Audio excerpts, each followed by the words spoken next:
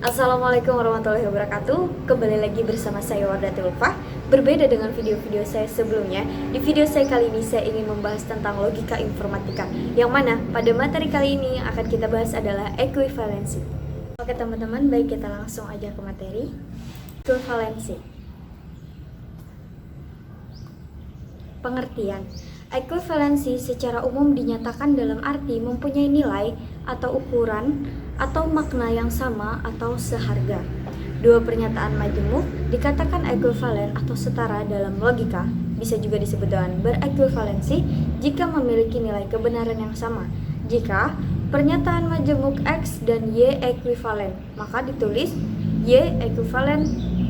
X ekuivalen Y, maka nilai kebenaran pernyataan majemuk X dan Y sama. Dapat juga kita tulis P, maka Q ekuivalen dengan negasi P, atau Q ekuivalen dengan negasi Q, maka negasi P. Selanjutnya, ekuivalensi logis. Kapan dikatakan suatu ekspresi logika itu ekuivalen?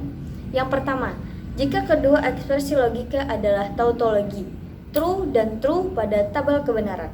Yang kedua, jika kedua ekspresi logika adalah kontradiksi, false dan false pada tabel kebenaran. Dan yang ketiga, pada kontingen, yaitu jika urutan true dan false atau sebaliknya pada tabel kebenaran tetap pada urutan yang sama.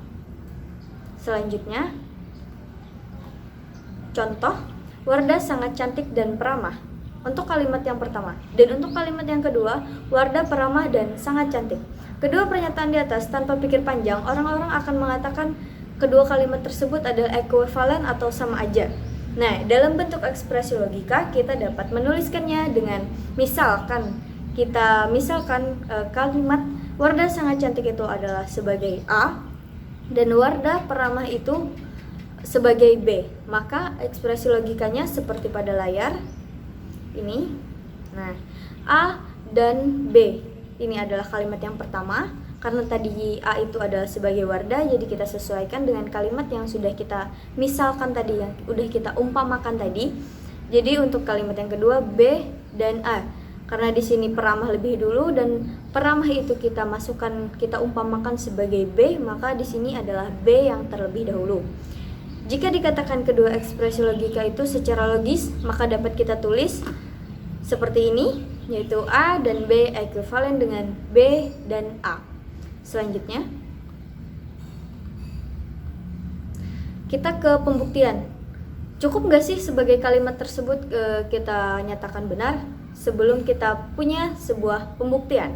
Pembuktian kali ini kita gunakan tabel kebenaran. Ekuivalensi logis dari ekspresi logika dapat dibuktikan dengan tabel kebenaran. Misal, pada contoh yang sebelumnya tadi, kita masukkan A, B.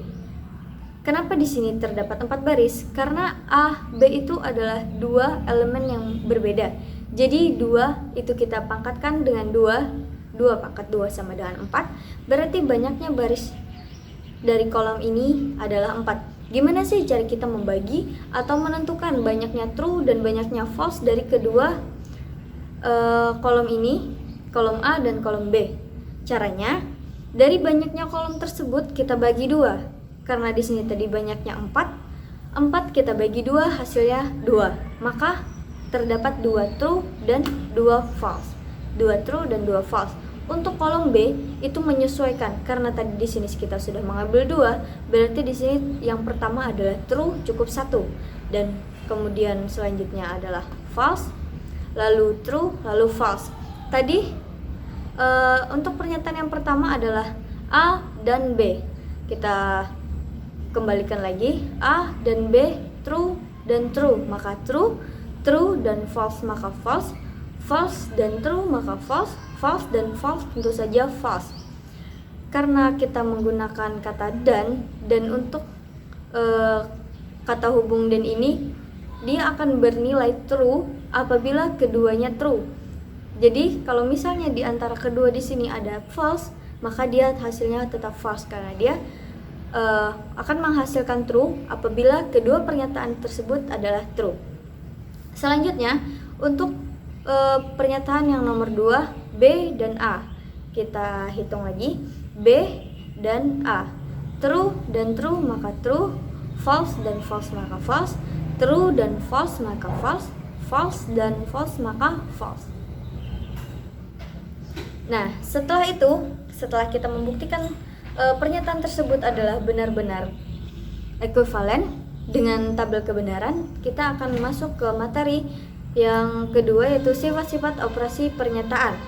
Nah, sifat-sifat operasi pernyataan ini terbagi menjadi 7. Yang pertama ada independen, komutatif, yang ketiga asosiatif, yang keempat distributif, yang kelima sifat negasi, yang keenam sifat identitas, yang ketujuh De Morgan. Selanjutnya kita masuk ke hukum ekuivalensi logis. Yang pertama ada hukum komutatif, yang kedua ada hukum asosiatif, yang ketiga ada hukum distributif, yang keempat ada hukum identitas, yang kelima ada hukum ikatan, yang keenam hukum negasi, 7 hukum negasi ganda, 8 hukum independen, 9 hukum De Morgan, 10 hukum absorpsi, dan yang terakhir 11 negasi, true dan false. Nah, baik di sini ada bentuk dari hukum komutatif, A dan B ekuivalen dengan B atau A, dan di sini ada A atau B ekuivalen dengan B atau A. Ini adalah kebalikan dari sini, karena di sini dan di sini maka atau. Begitu juga selanjutnya hingga negasi true dan false. Oke teman-teman, selesai sudah penyampaian materi pada video saya kali ini. Kurang lebihnya saya memohon maaf yang sebesar-besarnya apabila terdapat kesalahan baik itu pengucapan maupun tingkah laku dan materi saya pada video saya kali ini. Teman-teman bisa membantu saya dengan cara mengklik tombol suka di bawah video ini, dan jika video ini bermanfaat, teman-teman bisa men-share video ini sebanyak-banyaknya, serta jika ada masukan baik itu tentang materi saya maupun tentang video yang saya buat kali ini, teman-teman bisa meninggalkan jejak komentar, saran, kritik di kolom komentar. Sekian video saya kali ini. Terima kasih sudah menonton. Wassalamualaikum warahmatullahi wabarakatuh.